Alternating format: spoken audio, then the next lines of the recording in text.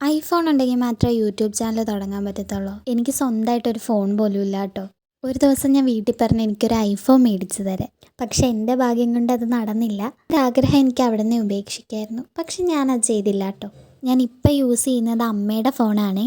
അമ്മ ജോലി കഴിഞ്ഞ് വരുമ്പോഴാണ് ഞാൻ വീഡിയോ എടുക്കുന്നതും അതിരുന്ന് എഡിറ്റ് ചെയ്യുന്നതും അന്ന് തന്നെ പോസ്റ്റ് ചെയ്യുന്നതും. 2 ദിവസം വീഡിയോ ഇട്ട് ഒത്തിരി റീച്ചില്ലെന്നും പറഞ്ഞ് നമ്മൾ ഒരിക്കലും നിർത്തരുത്. എന്നെ കണ്ടില്ലേ, ഞാൻ ഇപ്പോഴും സ്റ്റിൽ ട്രൈയിങ്ങിലാണ്. സപ്പോർട്ട് കിട്ടില്ലെന്നും പറഞ്ഞൊന്നും സ്റ്റാർട്ട് ചെയ്യാതെ ഇരിക്കരുത്. നമ്മൾ സ്റ്റാർട്ട് ചെയ്താൽ മാത്രമല്ലേ സപ്പോർട്ട് കിട്ടത്തുള്ളൂ.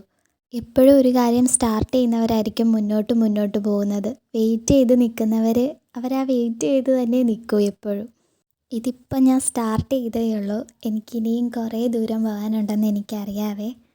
എൻ്റെ മുന്നോട്ടുള്ള യാത്രയിൽ നിങ്ങളെല്ലാവരും എൻ്റെ കൂടെ ഉണ്ടാകുമെന്ന് ഞാൻ പ്രതീക്ഷിക്കുന്നു കേട്ടോ.